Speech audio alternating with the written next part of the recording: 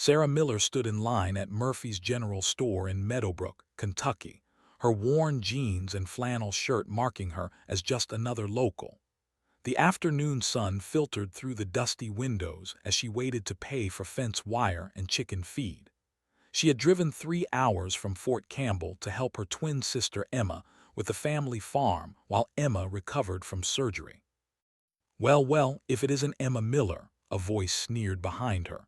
Sarah turned to see 3 men she didn't recognize.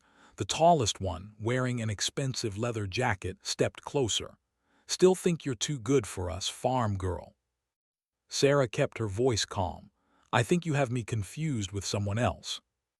"Don't play games," another man said, his breath reeking of beer. "Your daddy's farm is behind on payments to Mr. Dawson. Time to pay up, one way or another." Before Sarah could respond, the man grabbed her arm. In a fluid motion she had practiced 10,000 times, Sarah twisted free and stepped back. But she caught herself. These men thought she was Emma. Her sister had mentioned some trouble with a local loan shark, but Emma had been too proud to ask for help. "I don't want any trouble," Sarah said quietly, channeling her sister's gentler nature. The tall man laughed. "Too late for that, sweetheart. Mr. Dawson owns half this town, including the sheriff. Your farm is next. You got till Friday to come up with $50,000 or we start taking things. Maybe that pretty mare of yours, maybe more." They left, laughing. The other customers looked away, fear in their eyes. Sarah paid for her supplies, her mind already working. She had been away for 12 years, serving her country in places she could never talk about. She had come home expecting a quiet week of mending fences and feeding chickens. Instead, she found her sister trapped by a predator. That evening, Sarah sat with Emma at the old farmhouse kitchen table, the same table where they had done homework as girls. Emma looked tired, her face drawn from the surgery and something more. "How bad is it?" Sarah asked. Emma's eyes filled with tears. "Dad borrowed money from Dawson 5 years ago when the drought hit. The interest keeps growing. I've been making payments, but it's never enough. Now they're saying I owe 50,000. I don't have it, Sarah. I'm going to lose the farm, lose everything Mom and Dad built." Sarah took her sister's hand. "Tell me everything about Dawson." "He's dangerous. He runs this town like his personal kingdom. Anyone who crosses him ends up hurt or run out of town. The sheriff is on his payroll. There's no one to help." Sarah listened as Emma explained how Dawson had systematically taken over businesses, farms, and properties throughout the county. He used intimidation, violence, and corrupt officials to build his empire. The people of Meadowbrook lived in fear. "What are you going to do?" Emma asked, her voice small. Sarah looked at her twin, seeing the fear and exhaustion. Emma had stayed home, taken care of their aging parents, kept the farm running. She had sacrificed her own dreams. Meanwhile, Sarah had been across the world, doing things Emma could never imagine. Things that had earned her 3 commendations and a reputation that made hardened soldiers step aside. "I'm going to fix this," Sarah said simply. "You can't fight Dawson. You don't understand what he's capable of." Sarah almost smiled. "Emma, you have no idea what I'm capable of, but Dawson is about to find out." The next morning, Sarah drove into town wearing Emma's clothes, her hair styled like her sister's. They were identical twins, something that had caused confusion their whole childhood. Now Sarah would use that to her advantage. She walked into the First National Bank where Emma did business. The manager, Mr. Peterson, greeted her warmly. "Emma, how are you feeling? We heard about your surgery." "Getting better," Sarah said, matching her sister's soft accent perfectly. "I need to see my accounts and the loan documents from Dawson." Peterson's face fell. "Emma, I wish I could help, but those documents are private, and honestly, you should just pay Dawson what he wants. It's not worth the trouble." "Mr. Peterson, my family has banked here for 40 years. I have a right to see my own paperwork." He shifted uncomfortably. "I'm sorry, my hands are tied." Sarah leaned forward. Who's tying them, Dawson? Peterson looked around nervously and lowered his voice. Emma, please, just pay him. These men don't play games. Last year, Tom Henderson refused to sell his garage. They burned it down. The sheriff called it an accident. Sarah smiled coldly. Thank you, Mr. Peterson. You've been very helpful. She left the bank with more information than she had come for. Dawson had the whole town scared. That meant witnesses wouldn't talk. Evidence would be hidden. The normal channels of justice were closed. Sarah spent the next 2 days watching and learning. She followed Dawson's men, tracked their movements, identified their routines. She watched from shadows and rooftops, using skills she had learned in places like Kandahar and Baghdad. Meadowbrook was simple by comparison. Dawson operated from a large house on the hill overlooking town. He held court there every evening, surrounded by his enforcers. Sarah counted 8 regular men, all carrying weapons. The local sheriff, Tom Bradley, visited twice during her surveillance. On Thursday evening, Sarah sat in Emma's truck outside the town bar where Dawson's men gathered. She wore dark clothes now, her hair pulled back. She had stopped pretending to be Emma. Tonight, she was someone else entirely. The 3 men from the general store emerged, drunk and laughing. Sarah followed them to a parking lot behind the old movie theater. When they split up to their vehicles, she made her move. "Remember me," she said, stepping from the shadows. The tall one, whose name she had learned was Rick, turned. "You got the money, farm girl." "No, I have something better, information."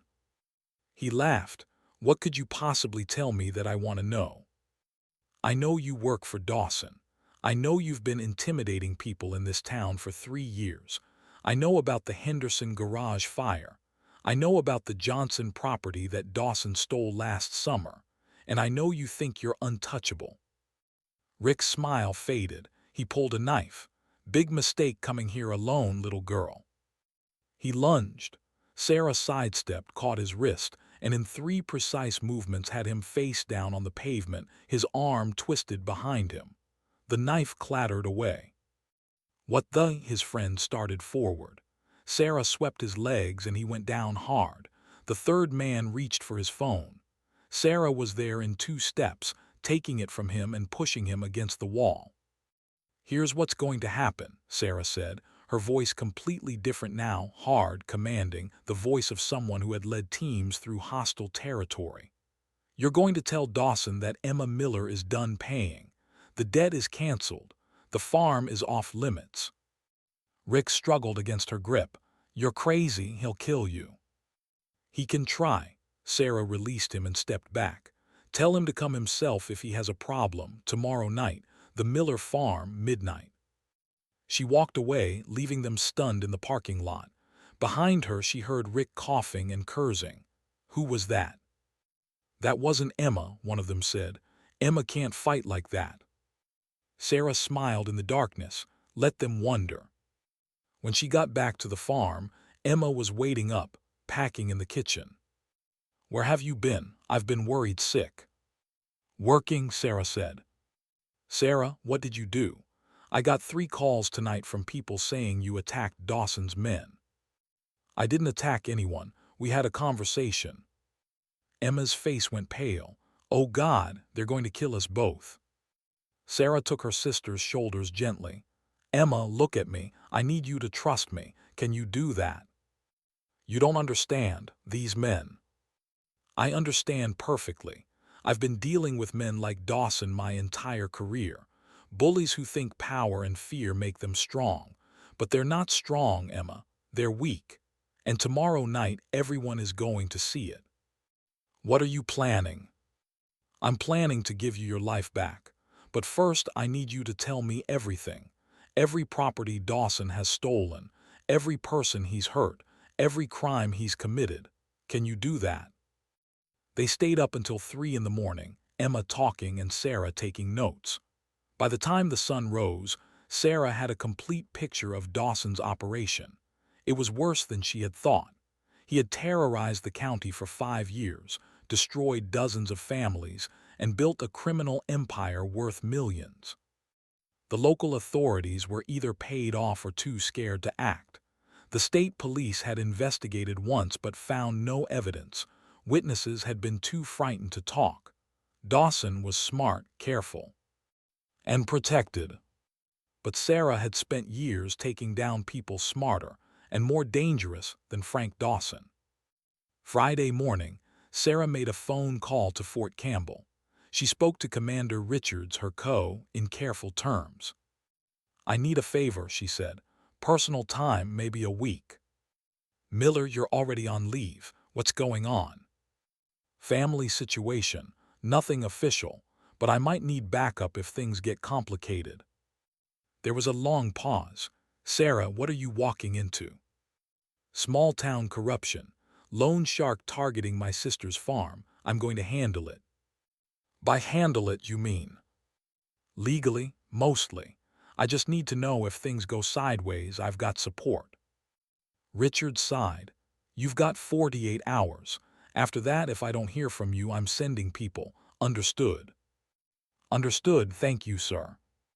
She hung up and found Emma watching from the doorway. "Who was that?" "My commander, insurance policy." "Sarah, you're scaring me. What exactly did you do in the Navy?" Sarah met her sister's eyes. For 12 years, she had kept her real work classified.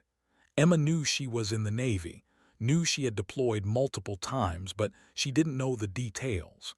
She didn't know about the operations in Syria, the rescue missions in Somalia, the classified work that had earned Sarah a Navy Cross she couldn't tell anyone about. Word spread fast in Meadowbrook. By Friday afternoon, everyone knew that Emma Miller had challenged Frank Dawson. The general store buzzed with whispers. People looked at Sarah, thinking she was Emma, with a mixture of awe and pity. "That poor girl doesn't know what she's done," Sarah heard one woman say. "Dawson will destroy her." Sarah bought coffee and sat in the town square watching. She was gathering intelligence, studying reactions. Some people looked hopeful, most looked scared. A few looked angry, probably people on Dawson's payroll. At 2 o'clock, a black SUV pulled up. Frank Dawson himself stepped out. He was in his 50s, well-dressed, with the confident swagger of a man who had never faced real consequences. 2 bodyguards flanked him. He walked straight to Sarah's bench. "You must be Emma Miller," he said, his voice smooth and cold. "Or should I say, you must be someone very stupid." Sarah looked up calmly. "Mr. Dawson, kind of you to come in person." "Let me make this simple, young lady. You owe me $50,000. You have until midnight tonight to deliver it to my house. If you don't, I take the farm. And I make sure everyone in this town knows what happens to people who disrespect me." "Interesting," Sarah said. "I've been reviewing the loan documents." "Well, trying to. Seems they're not available." "Also interesting. The original loan was for $20,000. At legal interest rates, even over 5 years, it should be around $30,000. So where does 50 come from?" Dawson's smile froze. The terms were clearly stated. "Show me." "I don't need to show you anything. This is my town, my rules." Sarah stood slowly, meeting his eyes. She was several inches shorter, but she didn't look intimidated. "Your town, your rules, that's the problem, isn't it? You've been running things your way for so long you forgot there are laws, real laws, federal laws." "Federal laws," Dawson laughed. "What are you, a lawyer now? You're a farm girl, a nobody. Do you know how many nobodies I've crushed?" "I'm not a farm girl," Sarah said quietly. "That's your first mistake." Dawson's bodyguards tensed. Sarah didn't move. "You see," Sarah continued, "my sister Emma is the farm girl. Sweet, kind, non-confrontational Emma who you thought you could push around. But I'm not Emma. I'm her twin sister, and I'm something very different." Dawson studied her, seeing something in her eyes that made him reassess. Different how? The kind of different that spent the last decade doing things you can't imagine in places you can't pronounce. The kind of different that doesn't scare easily. The kind of different that knows how to fight back. Is that a threat? It's a fact. Here's another fact. You're going to cancel my sister's debt. You're going to leave the Miller farm alone. And you're going to start treating people in this town with respect. Dawson stepped closer, his voice dropping to a menacing whisper. Or what? You'll fight me. Little girl, I own the sheriff. I own half the county officials. I have men with guns. What do you have? Sarah smiled. Training, experience, motivation, and the moral high ground, that's a lot more than you think. You've got until midnight. Dawson turned to leave, then stopped. Actually, I changed my mind. You've got until 6 o'clock, and when you don't show up with my money, I'm sending my men to the farm, all of them. We'll see how tough you are then. He walked away, his bodyguards following. Sarah sat back down and finished her coffee. Around the square, people had watched the confrontation from windows and doorways. Now they disappeared, not wanting to be associated with her. Sarah pulled out her phone and made 3 calls. The first was to a friend at the FBI field office in Louisville. The second was to a lawyer she knew who specialized in predatory lending. The third was to Commander Richards. Change of plans, she told Richards. I need that backup, tonight 6 o'clock. Miller, what is happening? I'm about to force a confrontation with a criminal who thinks he's above the law. I need witnesses, official witnesses. Sarah. Sir, I'm not doing anything illegal. I'm defending my sister's property from an armed threat, but I want everything documented. Can you help? There was a long pause. I'll make some calls, but Miller, if this goes sideways. It won't, trust me. She hung up and headed back to the farm. Emma was waiting, terrified. Everyone's talking about what you said to Dawson. Sarah, he's going to come with an army. I know, that's what I want. You want him to attack us. I want him to make a mistake. Emma, men like Dawson get away with things because they operate in shadows. They intimidate people privately. They make threats where there are no witnesses. But I'm going to make him do this publicly, officially, where he can't hide. How? Sarah showed her the calls she had made. I've got an FBI agent coming to check on us at 6. I've got a lawyer ready to file complaints. And I've got Commander Richards arranging for some military police to be in the area on routine business. When Dawson shows up with his men to threaten us, he's going to have an audience. Emma's eyes widened. You're setting a trap. I'm creating accountability. There's a difference. But what if he doesn't care? What if he just attacks anyway? Sarah's expression hardened. Then I stop him. Emma, you asked what I did in the Navy. I was a special warfare operator. I was trained by the best fighters in the world. I've been in combat situations that would give Dawson nightmares. I've faced people much more dangerous than a small-town criminal who's gotten too comfortable. But there will be 8 or 9 of them. I know I've faced worse odds. Sarah, you could die. Sarah took her sister's hands. Emma, I'm not going to die, and neither are you. And when this is over, you're going to have your farm, your freedom, and your life back. That's a promise.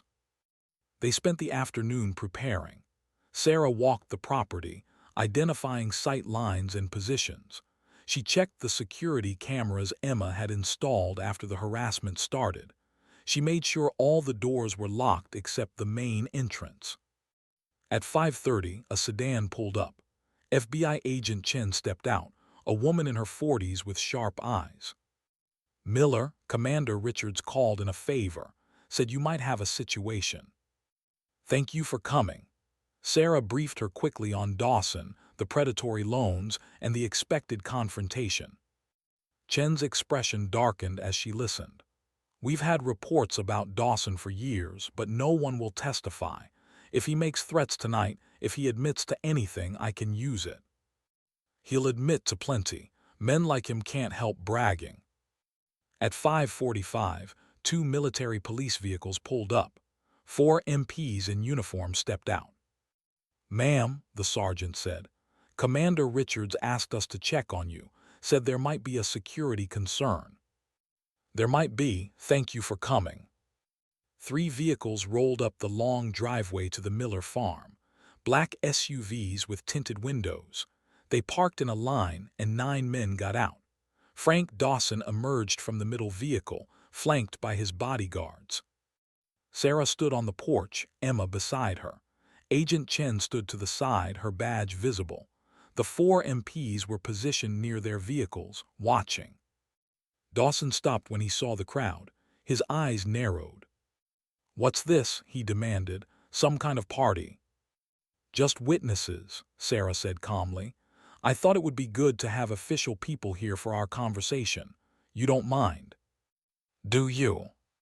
Dawson's jaw tightened. He was smart enough to know this changed things, but he had committed to this show of force. Backing down now would make him look weak. "I don't care who's watching," he said loudly. "Emma Miller owes me $50,000. She doesn't pay, I take the farm. That's how this works." Agent Chen stepped forward. "Actually, that's not how this works. I'm Agent Chen, FBI. Mr. Dawson, I'd like to see the documentation for this loan. The original terms, the interest rate calculations, everything. This is a private business matter. Predatory lending is a federal crime. So is extortion. So is threatening someone's property with violence. So I'm going to need to see those documents." Dawson's face reddened. "I don't have to show you anything." "Then you don't have a legal claim to this property or this money." Chen turned to Sarah. "Ms. Miller, has this man threatened you?" "Multiple times. His men assaulted me in town. They've made threats against my sister, our property, and our safety." "That's a lie," Dawson shouted. "Is it?" Sarah pulled out her phone. "Emma installed security cameras after the harassment started. We have footage of your men on our property making threats. We have recordings of conversations. And we have witnesses all over town who are ready to talk now that they see you don't own everyone." This was partially a bluff. Emma's cameras were basic, and Sarah didn't have as much evidence as she claimed. But Dawson didn't know that.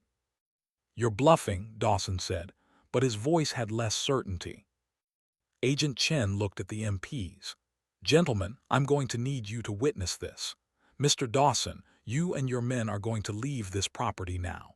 Tomorrow, you're going to come to my office in Louisville with all documentation related to loans in this county.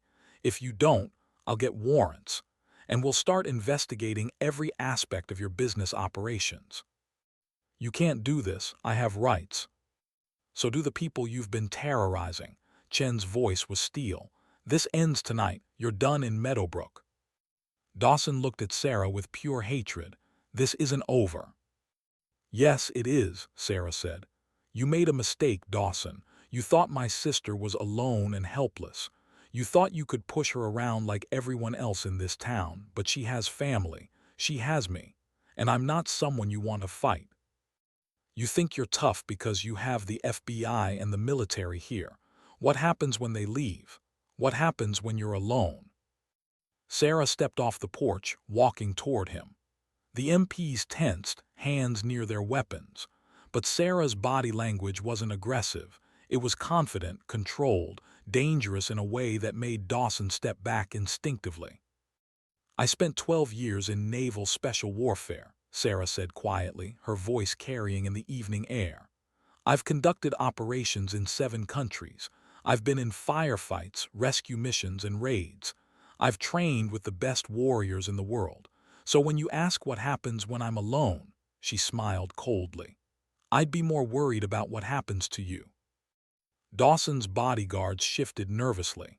They were tough guys, criminals used to intimidating regular people. But they recognized something in Sarah, something trained, something deadly. "Get off my property," Sarah said. "And stay away from my sister, stay away from this farm, stay away from everyone in this town. Your reign is over." The sheriff. The sheriff is going to have a conversation with Agent Chen. So are the county officials on your payroll. The FBI is very interested in public corruption. You've been operating freely because you kept things quiet, but I made this loud. I made this public. Now everyone knows, and now you're finished." Dawson stood frozen, rage and fear warring on his face. He had built his power on intimidation and corruption. But Sarah had brought in forces he couldn't intimidate, federal agents, military personnel, and her own formidable skills. His empire was crumbling in real time. "This is my town," he said, but it sounded hollow now. "No," Emma said, stepping forward for the first time. Her voice shook but held firm. "This is our town. It belongs to the people who live here, who work here, who built their lives here. You're just a bully who's been taking advantage. But my sister is right. It ends tonight." Around the property, Sarah saw lights turning on in neighboring houses. People were watching. In a small town, news spread fast. By morning, everyone would know that Dawson had been confronted by the FBI, that his threats had failed, that the Miller sisters had stood up to him. Agent Chen handed Dawson a card. "My office, tomorrow, 10 a.m. Don't be late." Dawson took the card, his hand shaking slightly. He looked at Sarah one last time. "You don't know what you've started." "I know exactly what I've started. I started your ending." Dawson and his men got back in their vehicles and drove away, their taillights disappearing into the night. The MPs stayed for another hour, taking statements. Agent Chen promised to investigate Dawson's entire operation. "You did good work tonight," Chen told Sarah. "Most people would have just paid or run. You stood up." "I learned from good people," Sarah said. "People who taught me that doing the right thing matters more than doing the easy thing." After everyone left, Sarah and Emma sat on the porch, drinking sweet tea in the darkness. "Is it really over?" Emma asked. "The immediate threat is. Chen will investigate. Dawson will probably try to destroy evidence, but if even a few people in town find courage to testify, she'll have enough. And once the first domino falls, others will follow. Dawson's power was built on fear. Once people stop being afraid, he has nothing." "I can't believe you did this. I can't believe you stood up to him like that." Sarah smiled. "You would have done the same if you'd had my training." "No, I wouldn't. I'm not brave like you." "Emma, you stayed here. You took care of Mom and Dad through their final years. You kept the farm running alone. You faced Dawson's threats for months without breaking. That's not bravery." Emma's eyes filled with tears. "I was so scared. Every day I was terrified." "Bravery isn't not being scared. It's being scared and doing what needs to be done anyway. You're one of the bravest people I know." They sat in comfortable silence, sisters reunited by crisis. But something still nagged at Sarah. Dawson had been too confident at first, even with the FBI present. Men like him always had backup plans. "Emma," Sarah said slowly, "how many security cameras do you have?" "Just the 2 by the barn and 1 on the front porch." "Why?" Sarah's instincts proved right. At 2 in the morning, the security cameras caught 3 men sneaking onto the property. They wore dark clothes and carried gas cans. They were planning to burn down the barn. But Sarah was waiting. She had spent the evening installing motion sensors and setting up positions. When the alarms went off on her phone, she was ready. She watched through night vision binoculars as the men approached the barn. She called 911 first, reporting the intruders. Then she called Agent Chen. "They're here. Dawson sent men to burn us out." "Don't engage," Chen said immediately. "Wait for local police." "The local police might not come. Remember, the sheriff is compromised." "Then wait for me. I'm 40 minutes away." "In 40 minutes the barn will be ash. I'm stopping them." Sarah hung up and moved silently through the darkness. She had done this hundreds of times in hostile territory, moving unseen, striking precisely, neutralizing threats without raising alarms. The first man never knew what hit him. Sarah came from behind, used a chokehold she had perfected in Bud's training, and had him unconscious in seconds. She zip-tied his hands and moved to the second man.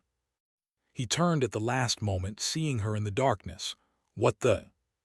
Sarah swept his legs, dropped him hard, and had him restrained before he could shout. The third man, hearing the scuffle, dropped his gas can and ran. Sarah could have caught him easily. Instead, she let him go. She wanted him to report back to Dawson. She wanted Dawson to know he had failed again. The state police arrived 15 minutes later. Agent Chen had called them directly, bypassing the local sheriff. They found Sarah sitting calmly on the porch, two unconscious men zip-tied on the ground, and clear evidence of attempted arson. Agent Chen arrived shortly after. You couldn't wait. Would you have? Sarah asked. Chen looked at the scene. No excessive force, clean restraints, clear evidence preserved. No, she admitted. I wouldn't have. The two men Sarah had captured started talking immediately, hopping for deals. They confirmed they worked for Dawson. They confirmed he had ordered the arson. They confirmed years of similar crimes. By sunrise, Agent Chen had enough to arrest Frank Dawson on multiple federal charges. The news spread through Meadowbrook like wildfire. By noon, people were calling Agent Chen's office to give statements. The man who had lost his garage to arson.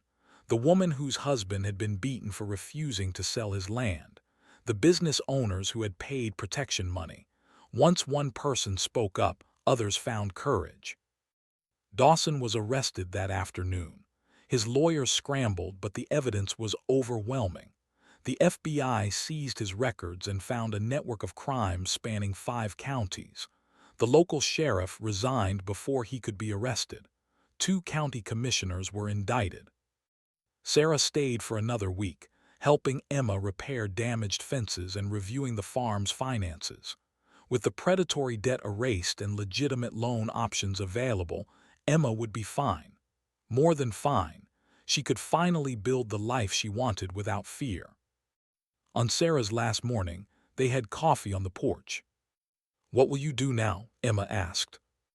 "Go back to base, finish my enlistment, maybe retire in a few years and figure out what comes next." "Will you come back here, to Meadowbrook?" Sarah looked out over the fields where they had played as children. "Maybe. It's home, and now it's a home that's safe again." "Because of you." "Because people stood up. I just gave them a reason to stop being afraid." Emma hugged her tightly. "Thank you for everything. You're my sister. I'd do anything for you." As Sarah drove away, she passed through downtown Meadowbrook. People waved, not the fearful glances she had received a week ago, but real waves, grateful and friendly. The town felt different, lighter. At Murphy's General Store, old Mr. Murphy was putting up a new sign, "Under new management." Several other businesses were doing the same. The properties Dawson had stolen were being returned to their rightful owners. The illegal debts were being forgiven.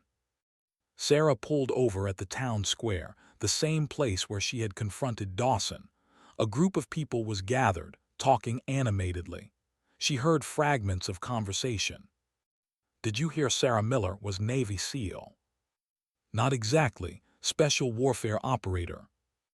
"Whatever it's called, she's a hero. Her sister Emma's the real hero, keeping that farm going alone all these years." Sarah smiled. They were both right. Emma had been brave in her way. Sarah had been brave in hers. Together, they had saved their family legacy and freed their town. As she drove toward Fort Campbell, her phone rang. "Commander Richards." "Miller, I've been getting very interesting reports from the FBI and Kentucky State Police. Want to tell me what happened?" "Just a small family matter, sir. All resolved." A small family matter that resulted in the arrest of a major criminal and the dismantling of a corruption network spanning multiple counties. That's quite a family matter. "My sister needed help. I helped." There was a long pause. The FBI agent, Chen, was very impressed with how you handled things. She said you showed remarkable restraint and tactical judgment. Said you could have taken all of Dawson's men yourself, but chose to use the law instead. "The law exists for a reason, sir. I just made sure it had a chance to work." You know, Miller, when you retire, there are a lot of organizations that could use someone with your skills. FBI, Marshals Service, private security. You've got options. I appreciate that, sir. But right now, I'm just focused on finishing my service. Fair enough, see you at base. Sarah hung up and continued driving. Behind her, Meadowbrook was waking up to a new era. Ahead of her, duty waited. But for the first time in years, Sarah felt complete. She had served her country for 12 years in distant lands. But this week, she had served her family and her hometown. Both mattered. Both were worth fighting for. 3 months later, Sarah received a package from Emma. Inside was a photo of the farm, the fields green and thriving. A new sign stood at the entrance. Miller Family Farm. S. 1952, still standing. Attached was a note in Emma's handwriting. Thank you for teaching me that being brave doesn't mean not being scared. It means doing what's right even when you are scared. The farm is saved. The town is healing. And I'm finally living without fear. You gave me that gift. Come home when you can. There's always a place here for my hero sister. Love, Emma. P.S. Mr. Peterson at the bank apologized and gave me a fair loan at normal interest rates. Mrs. Henderson said her son wants to ask me to dinner. I think I might say yes. Life is good again. Sarah pinned the photo to her locker at Fort Campbell next to her commendations and unit patches. She had fought in the shadows for her country. She had fought in the open for her family. Both battles mattered. Both had made a difference. And when people asked her what she was most proud of in her career, she didn't talk about the classified missions or the medals. She talked about the week she went home and helped her sister save a farm and free a town. Because sometimes the most important battles aren't fought in distant lands against foreign enemies. Sometimes they're fought in small towns against local tyrants. Sometimes they're fought by people who refuse to let fear win. And sometimes, the bravest thing a warrior can do is come home and stand up for the people she loves.